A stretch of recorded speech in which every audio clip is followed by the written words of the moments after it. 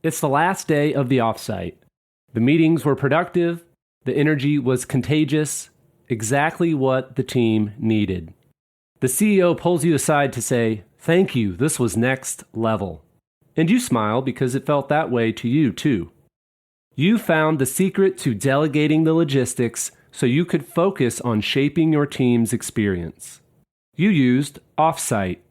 They handled the venues, the negotiations, the logistics, and together you created an experience that will move your business forward. Sound too good to be true? It's actually within reach, and it can even save you money. See how at leaderassistant.com/offsite. Hey friends, thanks for tuning in to the Leader Assistant podcast. I'm excited to share another spotlight episode of my friend Diana Brandle's show, Executive Office Insights. Be sure to check out the show notes for more information about her show and today's featured guest. But in the meantime, enjoy this conversation and keep leading well.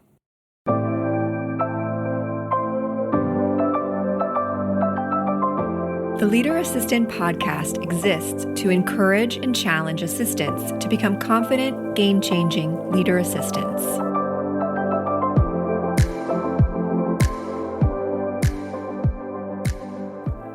You can find all the show notes for this episode at leaderassistant.com/371. I'm very excited to share this interview with you. I got to know Reggie Love the first time a couple of years ago when I joined one of his talks, and I was super fascinated by his biography. And then my dear friend John Shaw introduced him to me as I was sharing my wish that I would love to do a podcast with him as well. So here we are, very thankful that Reggie gave me time out of his busy schedule to talk to me about his life, about his career. Of course, been asking quite some questions about the time he spent at the White House, working as the personal aide to President Barack Obama from 2009 till 2011. He was responsible for assisting with the coordination to completion of the president's daily schedule, as well as coordinating with other White House offices to set up long and medium range planning. But he has been working for Barack Obama already when he was a senator. So they have been a great team together for quite a while. And of course, he's sharing some of these wonderful stories with all of us. I'm very honored to introduce the wonderful Reggie Love to you all. He's now working as a senior advisor at Apollo Global Management. Please enjoy.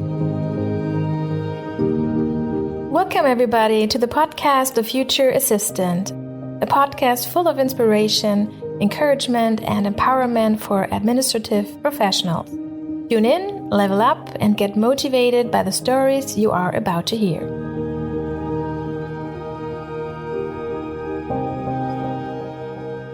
All right, everybody. Very honored to be here today with someone who's tuning in from DC. Good morning, Reggie. How are you? And what time is it over there in DC? Good morning. It's not too early. It's only about 7:40 in the morning. 7:40. Thanks for having me this morning, too. Absolutely. So would you say you're an early bird or always getting up early? Yeah, I think that I definitely am up early. I don't know if it's conditioning or if it's like something that I don't believe I was born that way. When I was in high school, I used to have to get up at 5:30 in the morning to be out of the house by 5:45 to beat the traffic to get to school because I went to school across town. And so if I left before 6 o'clock, I could get there in 40 minutes. But if I left after 6, it would take like an hour and a half. And so it started in high school. And then when I was in college, we used to have summer workouts or lifting sessions or conditioning sessions that would start before classes. And so like if your first classes started at 7:30 or 8, like you usually were like in the track or in the gym by like 6 or 7. And now it's like, it's not as bad as not being able to sleep through the night, but I kind of wake up after 5 hours of sleep every day. But if I wanted to, I could go back to sleep. So that is the beauty of it. Sounds good. I have to admit, I do have a hard time being an early bird sometimes, but it's all about routines, right? Yeah. Reggie, I'm very honored to have you on the show today. Why don't you tell us a little bit about yourself? Who's Reggie? Yeah, I mean, I like to say that there's a lot of narratives about me, and some of them are a part of what has been written by press or by my former boss, Barack Obama. I think that some of the misconceptions are that I somehow was this like great basketball player, or somehow I was this deeply politically connected person that had worked for Obama for decades before he ever got to the U.S. Senate. But for me, I'm just like a kid from the South. I grew up in North Carolina.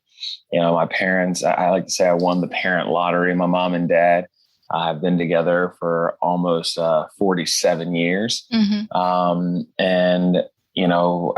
got parents that have just really, put a lot of love and prayer and effort into the development of me and my brother. And I think for the most part, I like to believe the biggest piece of it is that, I'm just a kid. I got a lot out of the game of basketball. I never had the chance to really be a professional basketball player. But I feel like, my closest friends all come from, either AAU basketball, which I'm not sure if it's kind of like club soccer, what you would see in Europe. Exactly. And so AAU basketball, the teammates that I had in college playing at Duke, and now as an adult, some of my closest friends have, are folks that I played basketball with on the campaign, like Barack Obama, and guys that I still, try to play basketball with now. It's been a little hard to get a good basketball game in because of COVID. Right. But, just a kid who grew up loving the game. And I always joke that I never got a chance to play professionally, but I got so much out of the game because, here in the United States, school's really expensive, right? So, I mean, yes.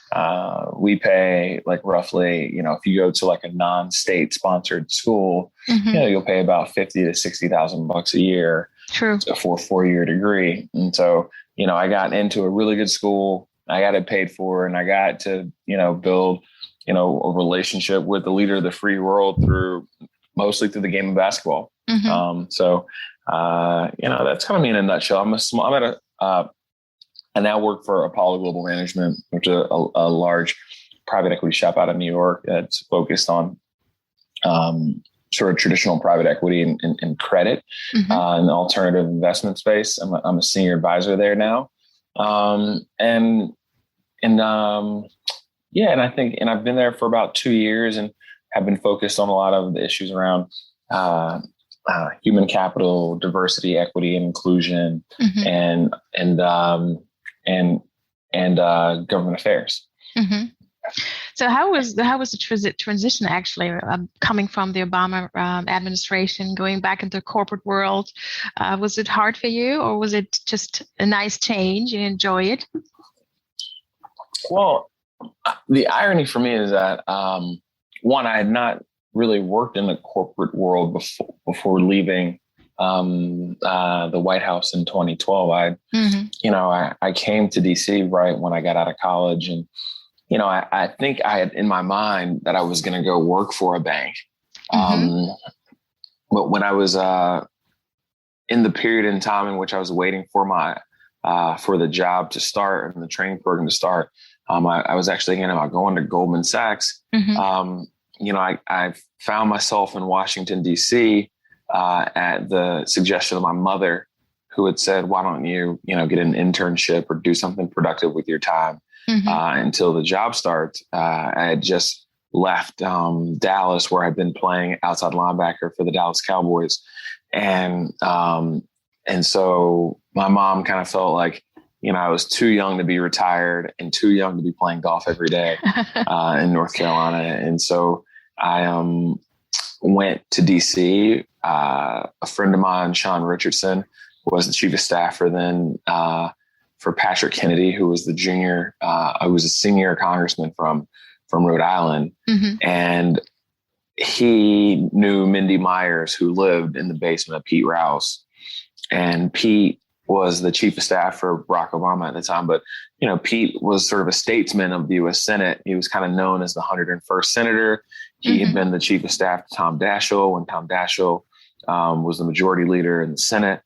And when I came to D.C. to interview for, a staff position, a staff assistant position, I kind of fell in love with DC. And one of the things I kind of really recognized in DC at that time was that,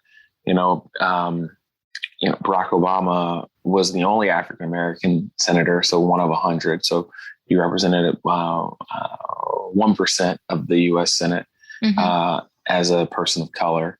And as you looked at sort of the staffs of these members, they looked very much like the member.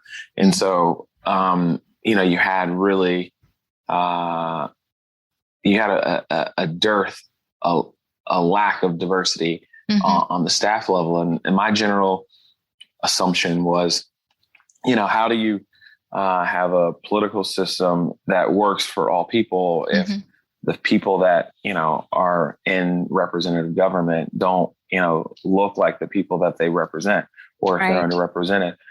And so, and really that was like one of the factors that kind of drove me to wanting to spend the time that I've spent in Washington, D.C., because,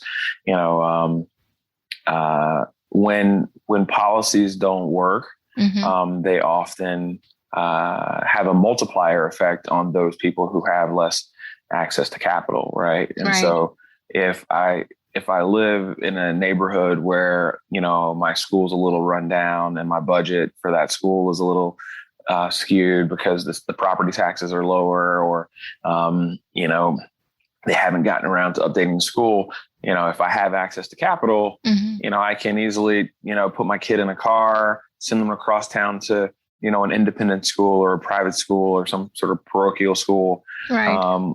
Whereas if I don't have access to capital, I'm kind of stuck with whatever mobility options are in front of me. And so, if, someone doesn't have that perspective or recognize it, and I don't know if this is a thing in Germany, but, here in the US, you've got, these massive disparity gaps between wealth and between income as you sort of segment the population between, white, Black, Hispanic, Asian. And so, and African Americans,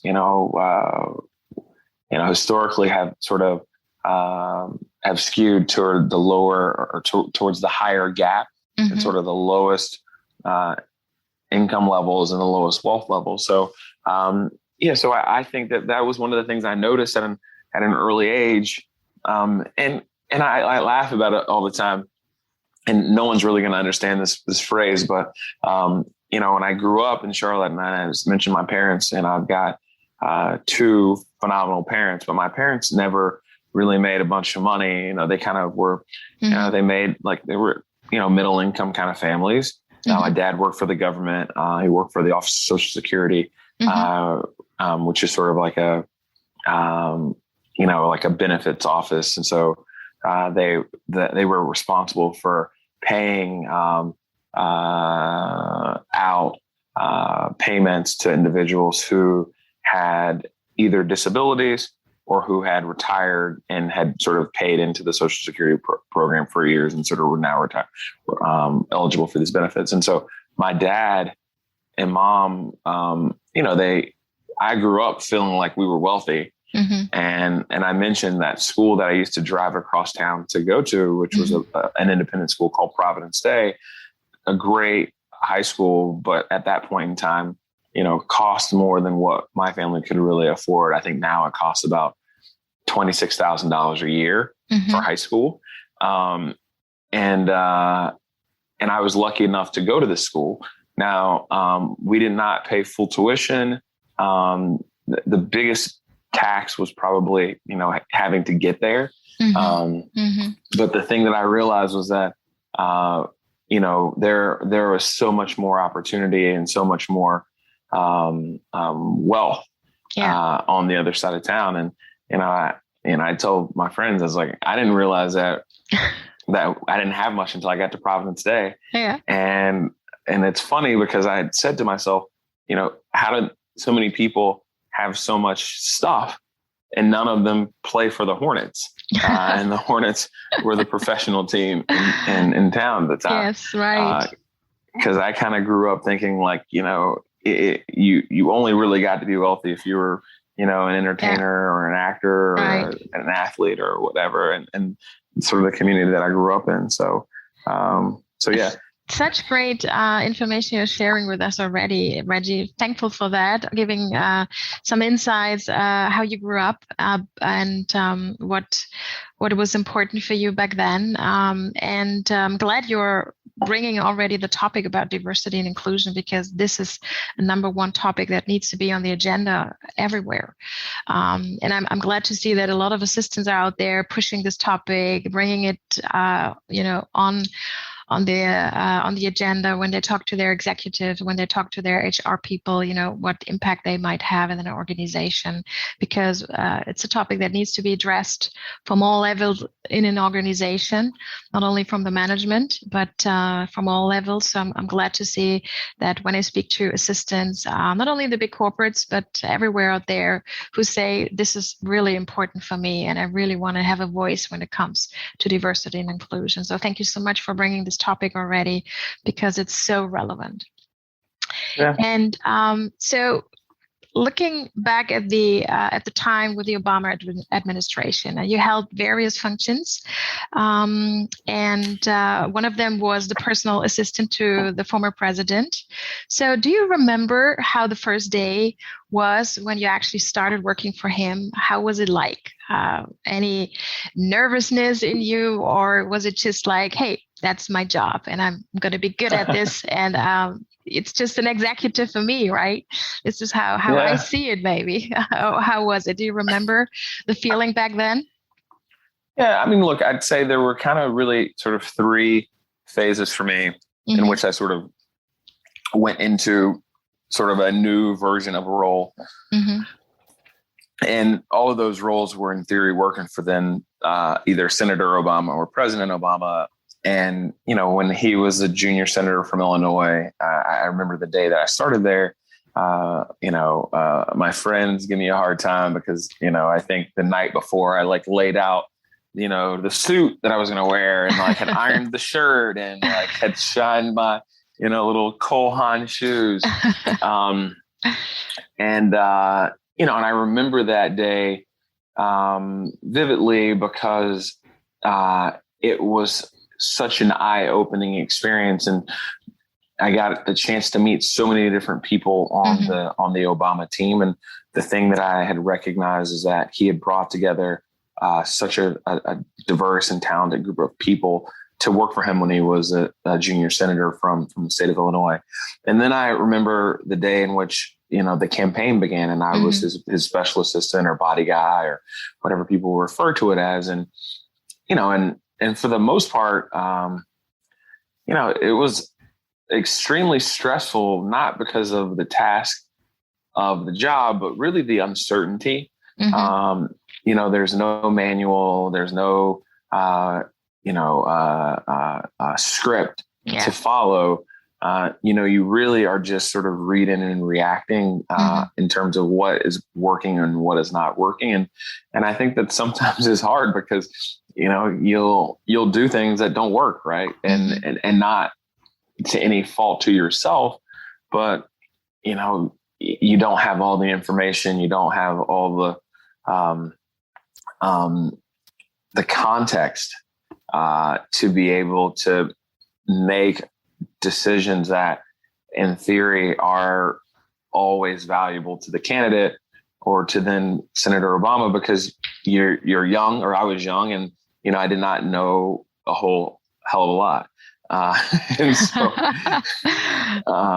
and I think that was a little bit terrifying, mainly because in life we all spend time like training, preparing, especially like in sports or in school, where you've gone through this organization or this team or this class, and you now are like the king of the hill and you've mastered it, right? And to then be thrown into a place where you're now no longer at the top of the hill, you actually have very little relevant context or information, because you have not had those specific experiences to give it to you. And so I think that is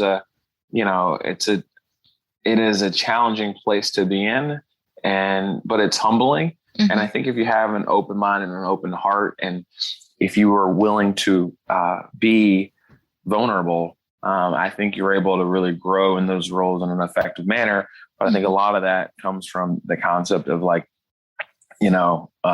eating a piece of humble pie and saying, hey, sir, look, I know that you just explained this to me, but I have no idea what you were talking about right now. Could you just give me a little bit more context? And I think that is often a hard thing to do. I think especially as a man in the United States, to kind of to come back and to say, hey, look, I don't have the answer right now, but I will go down and I'll track it down for you. And that actually was what a lot of the job was for the first few weeks, was let me get back to you on that.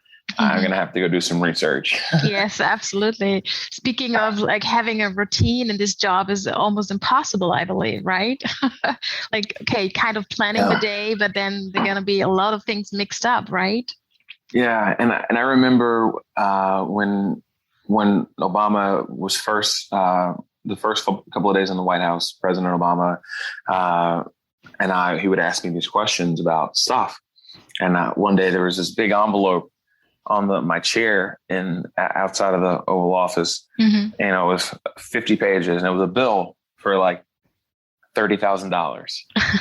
And I was like, and I'm like going through the bill, and I'm like, I'm so confused as to what it is. And so I pick up the phone, and the guy who had my job for President Bush, ironically went to Duke, a guy by the name of Jared Weinstein. Is a great young man. He's a couple years older than I was.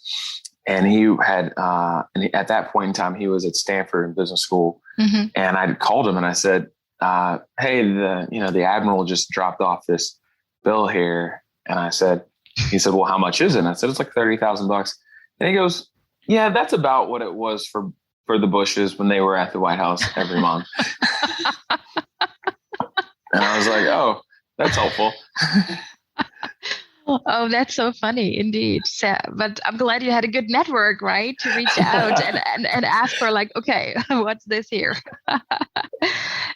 So I must say, I'm really enjoying the book Barack Obama wrote. And I saw your name in there quite a few times, along with some pictures, playing basketball, being on the road, of course.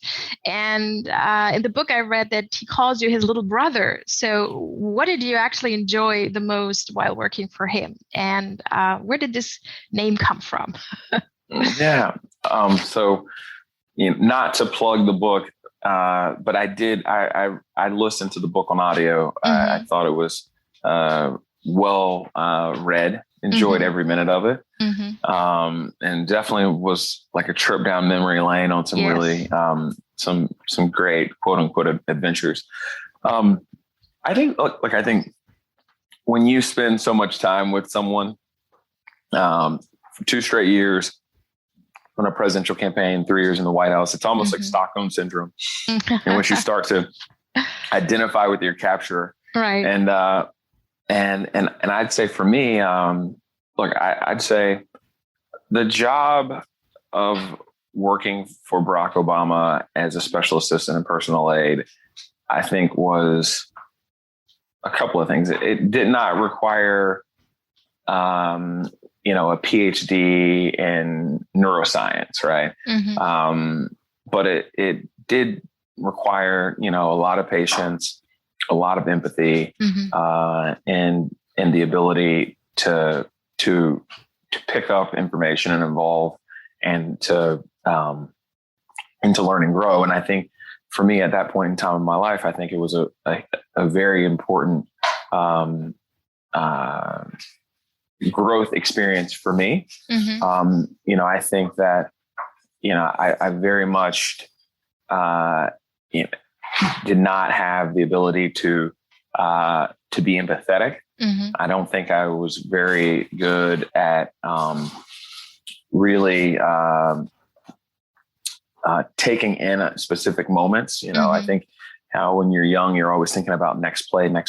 I think I learned the ability to really pause, take a beat, self-assess, reassess, really think about what is happening at that point in time, and less from an emotional point of view and more from a realistic point of view. And then I think the biggest piece is that in this evolution, I got to see the country and the world. And I'd say that was really important for me, especially in this point in time in which we feel like the world is so split and so bipartisan right now. And so I mentioned that because, what you find as you look across this country and the world is that everyone kind of cares about the same thing, right? Like they want to have an opportunity to work and make an affordable wage. They want to be able to put food on the table. They want to be able to have healthcare. They may want to be able to take a vacation, and retire with dignity. And, and it didn't really matter like the country, the language, the color of the state. You found those things to be pretty true everywhere around the world.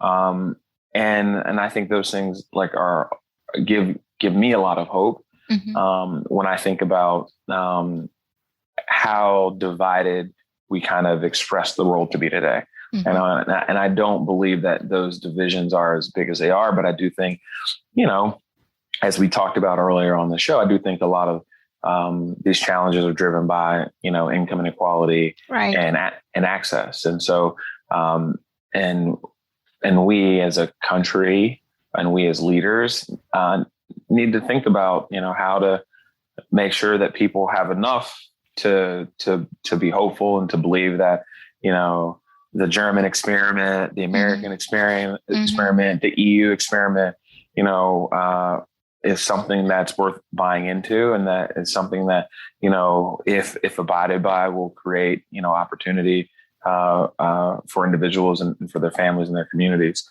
And so I do think that was the biggest thing that I learned on the process. And then I think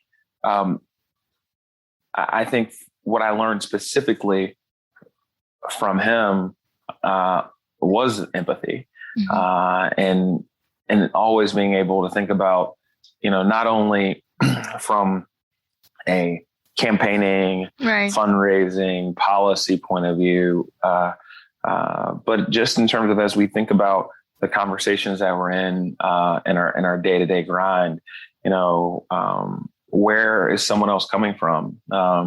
And how is the world impacting them?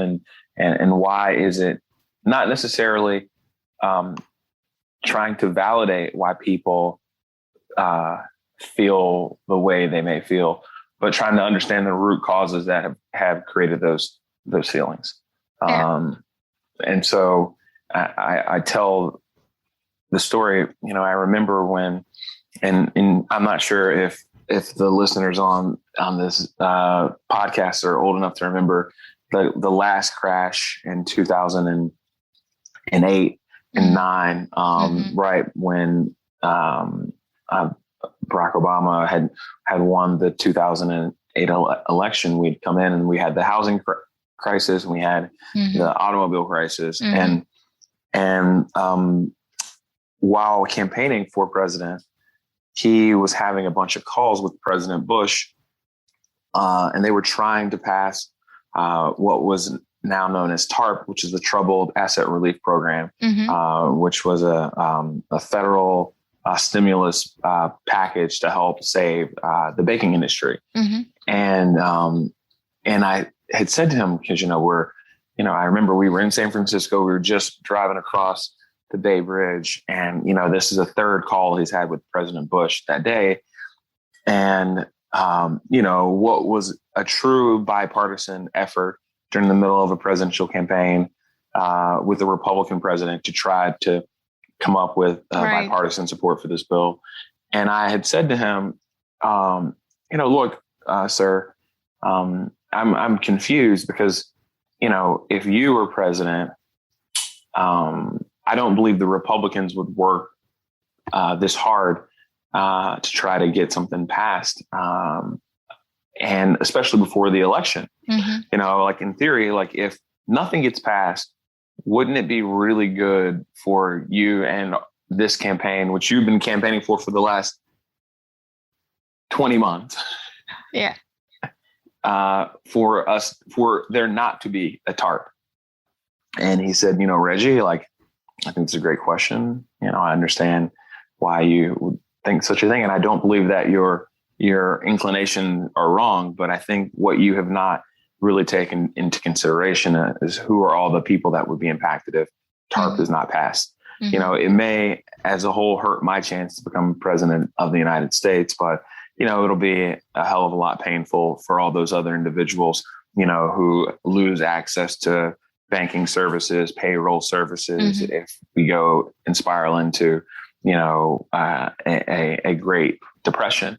And those people who will be most impacted by it will have not been the individuals who were the root cause.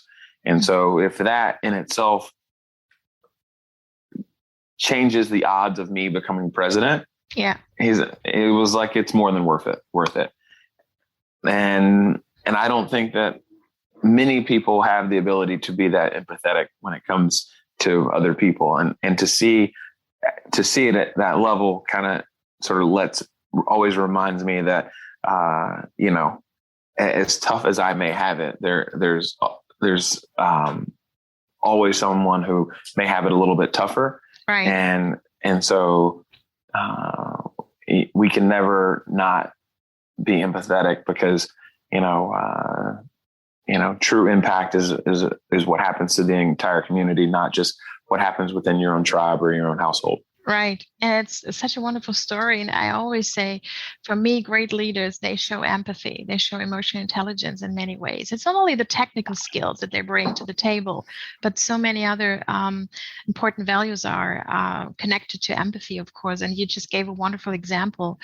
And actually, speaking about leadership, in your speaking engagements, you talk about leadership. And this is a topic that, of course, is relevant for many assistants as well. So when you think of high pressure, tight deadlines, multiple executives, and so much more, the gatekeeper position is not always an easy one, for sure.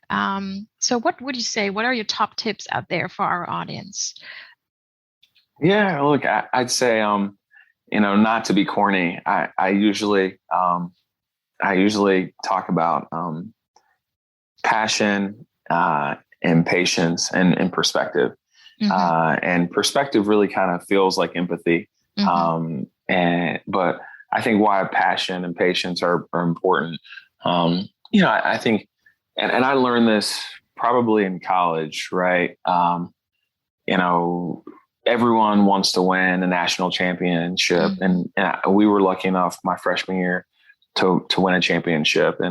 And the thing that you often find out is that, like, you don't win. The NCAA tournament is played in March every year. This thing called March Madness is a big American to do. And, but in actuality, even though those games are played in March, the preparation and the training to be prepared to win those games, they happen, a year before that, the summer before. And so why I say patience is, oftentimes you're going to have to do a lot of work that will not bear immediate fruit or not give sort of immediate gratification, but ultimately will be helpful over time. And so you kind of have to be patient about how you do the work. And, what do they say? Work as hard as you would when no one's watching, as if someone were watching, and don't let the immediate things that are don't let the lack of immediate gratification have an impact on how much effort you put into the work that you do. Yeah. And I think that takes a lot of patience to be able to execute on that. And then I say passion. I think that like you have to sort of believe in the organization and the people that you work for, and that they want to, do something that's really aligned to the things that you care about. Yeah. Because, work is hard. And if you don't have that passion, if you don't believe in the thing that you're doing, or the widgets or the cogs or the policy or the, the message that's being created, I think it can be challenging to get through those valleys. And so I think you've got to be excited and really believe that even if the work that you are doing is small, that the impact of the team and of the organization is worthwhile. That finding in the New York Times while you're traveling through Keene, New Hampshire at 6 a.m. in the morning will have an impact on, who is the leader of the free world and, whether or not there's healthcare. Hard to see those things being correlated, but, I think you got to make those correlations and be excited about those things. Yeah, I love that. Absolutely. Fully agree with you, and have a passion for what you do. And a lot of assistants do have passion for their roles. And the past year for sure was not an easy one. We are still in the pandemic.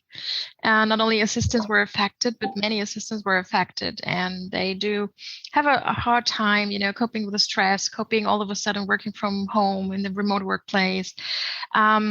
So when we talk about pressure and the things that come with the pandemic, of course, how do you think, or maybe some of I would say examples you want to share with us, maybe from your past job, when you cope with stress, traveling a lot, being, availability 24/7 in such a role probably. So any ideas, what you want to share with our audience in terms of how did you relax, playing basketball for sure, I'm sure, but any other tips you want to give out where you say, this helped me a lot, maybe going into reflection mode, meditation, whatever is out there. Because for me, I do meditate. It helps me, especially going through a tough week. I always start meditating in the morning just to prepare myself to start the day. And I also reflect after I finish the day in order to be grateful for another day with all the highlights and the lowlights. So what did Reggie do in order to relax? Yeah, I think the biggest thing for me was sleep. Like, how do you turn off to be able to sleep? And what I found was that I would carry a spiral notebook the size of an index cards on a spiral notebook. Yes. And I would carry it in my pocket. And I would write down, anything that was on my to-do list or anything that I needed to remember. And what I think that allowed me to do is that, when I went to sleep at night, if I ever had like oh my God, did I remember to do this? Or this thought that was really important, I would keep my index card on the table next to me and a pen. And I would just write it down, and I would like trust in that the spiral notebook had all the information and that I was not going to solve for any of those things while I was sleeping. And so, I think just being able to get a night of rest and let my mind be at ease and not try to feel like I'm holding everything, and I also think that that's like kind of like what do you call it? How you how you avoid key man risk. How do you have systems that are easily shareable and easily transferable, so that if for some reason you're out or sick, or you decide you want to leave, or you need to go to business school or whatever, you have, effective ways to transfer out of the role, so that you don't feel as though everything is always your responsibility. Yeah. Absolutely. Yeah. And I fully agree to that, because I do the same. I always have something next to me, and I try to pencil everything down so it's out of my head and I can relax, and I know I can take care of that tomorrow. So very helpful tips. So of course, basketball for sure is also helpful. That's the best, the best medicine, I would say. So are you still? Well, basketball is only good if you play well. If you play basketball and you play poorly, and then the president's like trash talking you for the next 7 days, it's not always helpful.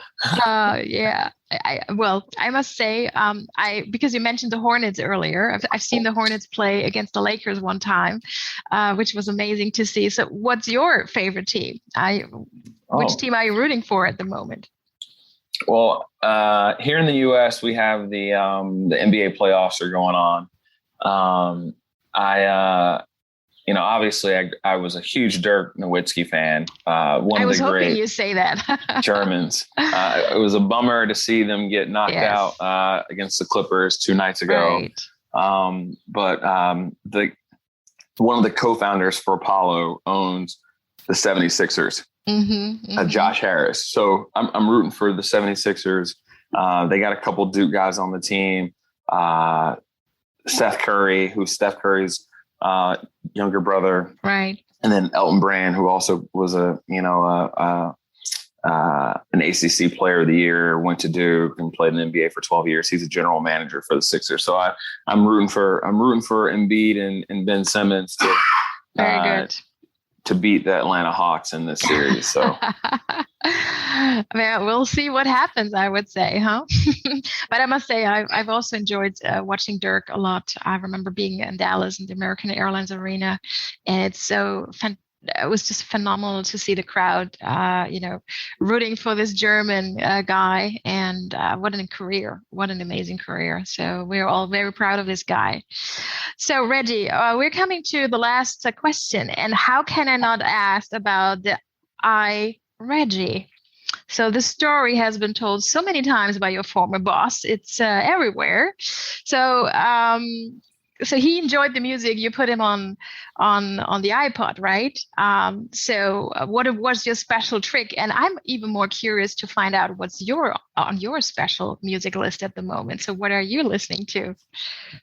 Well, I think the story really came about when during the campaign he had met with Jay-Z and Beyonce, and after the meeting he realized, he was like, I don't know what Jay-Z's top songs are. Could you put 5 on to my iPad? I'd like to just sort of check them out. Yeah. For me, and I was like, 5. I was like, how can I only pick 5? They're all good, right?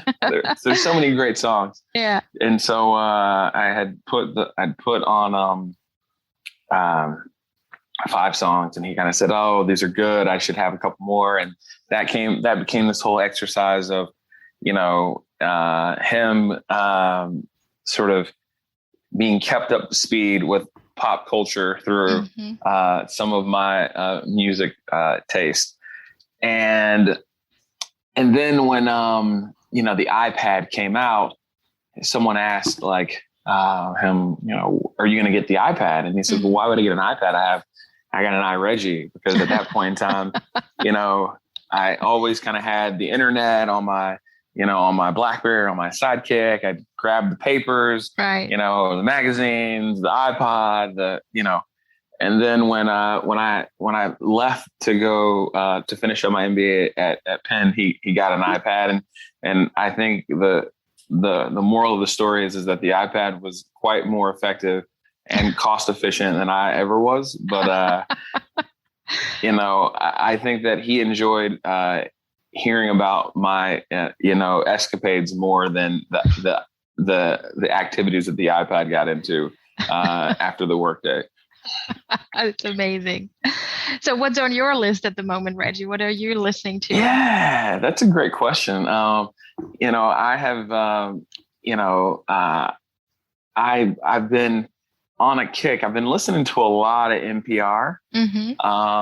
But good choice. But I've also been, listening to just some global artists. Like, I love, some of the Spanish artists, and some of this K-pop. The song Lo Siento, which is a little bit older, with like the Super Juniors. It's just like a lot of crazy stuff, man. Some gospel music. Now, trying to think, what's my favorite? I love the Baby. He's from North Carolina. Oh yeah, a local supporter, of course. Good. And then you've got, and obviously, Adele. Like, I don't know if she has anything. She has something that came out last year or something, but I'm like, she can't make a bad song. Absolutely. Even the older ones are great. I agree. Yeah. That's fantastic. And speaking of North Carolina, any plans going down there anytime soon? See family? Yeah. Well, Coach K's retiring. I don't know if you saw the news last week. It was, a big to do. So we'll definitely spend a bunch of time down in North Carolina, enjoying his last season. And then, my hope is that I'll be back there living there in the next year or so as well. It's a little cheaper. Yes, it Weather's is. a little warmer. Have you spent much time in the Carolinas? Yes, I've been living in Virginia actually, because that's a funny story. I mean, I'm very familiar with the DC area because I used to live on the Virginia side, Fairfax area, and when I was an au pair in 1998, 1999, it feels like ages ago. It feels like, oh my God, I got old. But this was my first encounter with the U.S. after I finished high school here and I got my degrees. I wanted to see the world, and I decided to become an au pair to stay with a family in the DC metro area. They both worked for the CIA, and it was quite interesting to be there for the kids. That probably made for a very interesting dinner conversation. Oh, huh? I can tell you that. I've been over in Langley also, and so quite interesting. But ever since then, I kept in touch with them, and they are actually moved from Virginia to North Carolina to the Raleigh-Durham area, which is very lovely. So that's great. I've been traveling throughout the East Coast, and I hope I'm going to be back to the U.S. soon. So it's, as I always say, my second home after living there for a full year. Yeah. Nice. Well, my parents live in Raleigh-Durham, so if you're ever there, you got a place to crash. Oh, that's amazing. Definitely going to do this. Absolutely. So Reggie, it's a huge honor for me to have you on the show. Thank you so much for sharing your story with us. For our listeners, there was a lot of valuable insights here. Thank you so much for guiding us through your wonderful career with all the insights you shared with us. Wishing you all the best. Stay safe, stay happy, and wishing you, best of luck for all the things that are on your agenda for the rest of the year and whatever comes after this year, right? Yeah, well, we'll see what the new normal is. Hopefully, we'll all reemerge from our kitchen tables and work from home setups. And thank you for having me on today. And it's been a lot of fun. And hopefully your listeners enjoy. And can't wait for my next trip to Deutschland. Yes, definitely. And luckily we're opening up here. So hopefully everything will be back to normal soon. But I would love to welcome you here. And thank you so much, Reggie, once again. And stay blessed. Thanks. All right. Thanks. You do the same. All right. Thank you so much for all the inspiration, Reggie, for sharing your story with my audience. It has been super, super interesting for me to listen to you. Been hearing you speak before, but there's always so much more and you are sharing with your audiences. So lots of takeaways for me as well. So I'll put all the relevant information into the show notes. Everyone, make sure you reach out to Reggie on LinkedIn, connect with him, and also grab a copy of his book, The Power Forward book. Highly recommend it. I just recently read it again during my vacation, so definitely should be on your book list. You're listening to the Leader Assistant Podcast.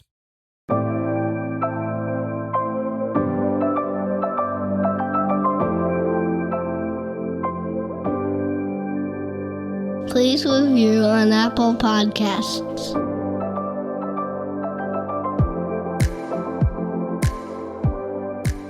GoBulls.com. The Leader Assistant Academy is an AI-powered, on-demand professional development resource.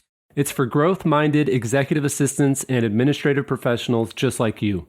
When you enroll in the Academy, you get access to the Leader Assistant course plus streaming access to the audiobook.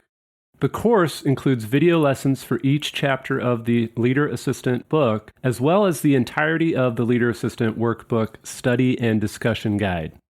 Additionally, you get access to my exclusive Academy newsletter where I share thoughts on the state of the administrative profession, behind the scenes of my business, and sneak peeks at upcoming projects. Your enrollment also includes a one-on-one 25-minute coaching session with yours truly.